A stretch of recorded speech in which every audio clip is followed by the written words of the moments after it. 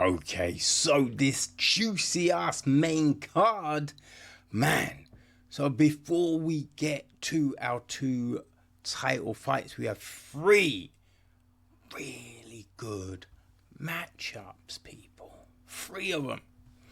And yeah, like we have a lot of people fighting for contention here, you know? Now, it starts off with the bantamweight. We have got Peyton Talbot against Felipe Lima. Very good fight, right?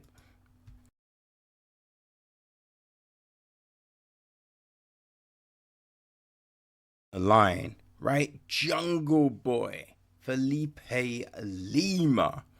He's 27, 5'6", 68-inch reach. He's on a 14 fight win streak. Woo! 14 fight win streak, right? He's 2-0 in the UFC, you know? And he's looked very good in those two wins, right? Yeah, he beat Muhammad Naimov, rear naked choke with his debut. That was in the third round. He got that choke. That was in June 2024. And then he beat Miles Johns by decision in December of that year. Miles Jones is not an easy fight, right? So yeah, we've like he's gone the distance a lot, right? Which is not a bad thing at all. Not a bad thing at all, right? I feel it's probably what you actually want, right? On your come up. So you know what it's like, right? You know, okay, my gas tank is okay. I can do this. But you don't want to get to the big show and then find out, oh, my gas tank is bullshit.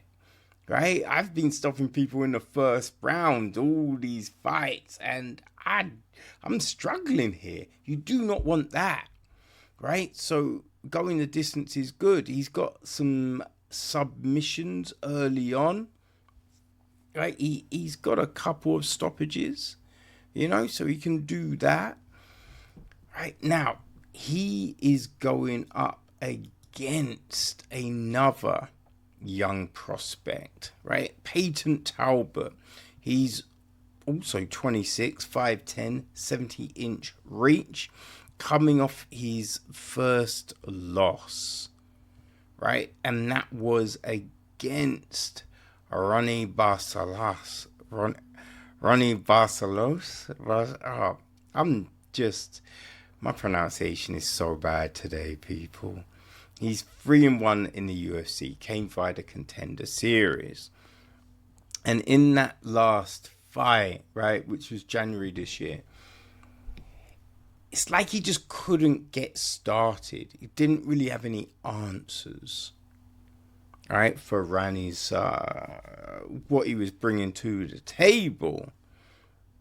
Now, we've seen him look mad impressive, We've seen him do that stuff. So he's a very good fighter. It's just, how will he... how will he move from this? How will he take that first loss? Is he able to stay focused, rewrite the ship, or will he crumble? Now, in conversations, it always sounded like he had his head on his shoulders, right? That he's not, committed to the win streak. That's not who he is. So he should be fine. But it is easy to say those things, right? Easy to say those things when they're not a factor. It's how will it be when, it's actually happened. So that's going to be the telling thing. Man, this is such a hard fight to pick, right? Such a hard fight to pick. You know, I think you can go Lima. When you look at that record, you see what he's done. Now, a lot of that is done on the, regional front, right? Where Talbot, he hasn't fought big names, right? And the Barca last fight, it was the highest profile person he fought, and he lost. But when you look at the people he did beat, though, right? The people he did beat, Nick Aguera, right? Cameron Simones, Yanis Gamari. They're all, prospects. They're all prospects, and he was able to finish those fights, that is something, So I think, it's easy to go Lima. I think I'm going to take Talbot, right? I think I'm going to take Talbot to get the win. I might change my mind, but as of right now, I'm going Talbot. But this is such a picker, such a crazy one. So next, people, we're our second lightweight clash. And we have Benal Dariush against Renato Moicano, right? So Money Moicano, he's 36, 5'11", 72-inch reach, coming off a loss, right? Coming off a loss, and we know he hates that. He's 12-6 in the UFC. Right, that loss was against Islam Makhachev. Lost by Das in the first round. Right, that was January this year, and there's everything, like the card just, there's things that needed to be shifted around last minute. That was when Arman Sarukian got injured. I think it was the day before. Right, it was crazy. So things got moved. He stepped up. But he hates the fact it was a first round stoppage. That he wasn't able to show who he is. Because he's been looking very good, right? He demolished Benoit Saint-Denis. Demolished him. Jalen Turner at UFC 300 was crazy because Turner had him put to rights, right? But then he came back with that second round finish, beat Drew Dober, Brad Riddle, all very good fucking fights, right? Beat Alexander Hernandez. He beat Chase Hooper in a grappling match, right? Beat Jack Herbert. He's got some very, very good wins. Very good wins. And he's very skilled, right? He's got strikes, he's got grappling. Vicious ground and pound, right? The money man has it all. And, he had points in his career where you wondered, will he be able to put things together, right? Will he be able to reach that pinnacle? And he got there. Wasn't happy about it, but he got there. So we will see where he goes from here, Now, he is stepping in against Benal Dariush. Right, Benny is, he's 36, 5'10", 72-inch reach. He's coming off 2 losses. But he's very good, right? He's 16-6, 1 draw in the UFC. He lost to Arman Sarukian and Charles Oliveira. They weren't his best performances. He is the first to admit that. But we saw him put on such a great display against Mateusz Gamrot, right? And it's not far from that. So we know if you can beat Gamrot, who has been a savage of late, then yeah, you're not a flake, right? You are not a crumbling fighter, because that's the crucible right there. And Sarukian and Oliveira are both high level, top of the food chain. I mean, Charles is fighting for the belt on this same card. So Benny's a beast. Benny's a beast, right? And he wants to get back to that point where he could challenge for the belt, because he was so close. So close. And he wants to put on those performances, get back to the point where you're saying, let's give the shot to Benny. Right? I'm taking Dariush for the win, because I think he's savvy. He wants to get that taste out of his mouth. And he is a good fucking fighter. So I'm taking Benny for the win. Now, our featured fight of the night, we are with the flyweights, right? This is our first of two men's flyweight fights of the night. We've had the ladies, so now it's time for the men. We have Brandon Royval against Joshua Campervan.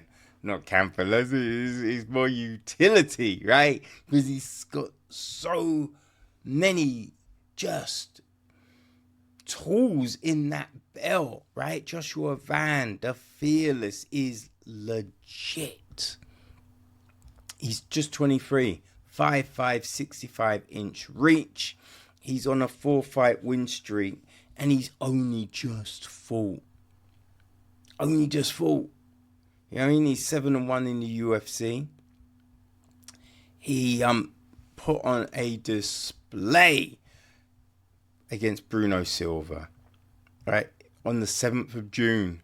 That's what I mean. He's only just fought, man, and he looks so friggin' good in that fight. Came out unscathed and was just like, coach, throw me back in. Throw me back in. And so, it was meant to be Manel Cap, right? And you thought, right, this was a title eliminator. If Cap wins, he's getting the next shot. If Royval wins, he gets the next shot. Now, a lot of people will say Royval has done enough to get that shot, right? A lot of people will say that. But he'd only just fought and lost to Pantoja. So I can understand why he didn't get like an immediate rematch or, the next fight, right? Because it's just, we saw it wasn't particularly close. So, yeah, I think it was good to get that break. But now, if Royval wins, you can do that fight again. You can for sure have him fight Pantoja, right? Raw Dog. He has been doing his thing. He's 32, 5'9", 68-inch reach. He's on a 2-fight win streak. Because that's the thing, right? He lost to Pantoja. So he's just put 2 fights, wins together. And I think a lot of times people are like, I deserve a title fight. But it's just like, put those wins together, man. Yes, you had a win streak and then you lost. Yes, you are highly skilled, but this is a Shark Tank of a division. We have so many good fucking fighters. You know what I mean? So put that streak together. And if you are that good, you're going to win those fights. Doesn't matter. You're going to win those fights. right? So do your thing, you know. He's 7-3 in the UFC, went 6-2 in the LFA. So he beat Tatsuro Tara. That was a split decision. That was a close fight, right? The Brandon Moreno fight was a split and a close one, you know. I thought Moreno had won it. Now, that I think a lot of people do believe Royval won, you know. It was a close fight, but 2 split decisions, you know. So I think, yeah, a win now definitely can get you a title shot. But, you know, I can understand why he didn't get the shot after the Moreno fight. I can definitely understand that. But, you know, because this would be his 3rd fight against Pantoja. You know what I mean? So there's only like, you need some separation, right, to make it make sense, you know? And the first Pantoja fight, he lost by submission. So I think that's the big thing with that. But Royval has looked good, right? He's beaten like legit talent, you know? Like Matthias Nicolau was looking very good, and Royval just starched him, you know? So this is such a good fucking fight. The thing with this fight is you wonder, is this a step too soon for Van? Right? Joshua Van is so fucking good. He's so talented. But is this a step up slightly too soon? It is so hard to tell. Right? They're both very fast. Both very dynamic. I wouldn't be surprised if Van wins. Because I think the other thing is Van has got the knockout power. Right? Royval is slick. He can put punches together. He's very good.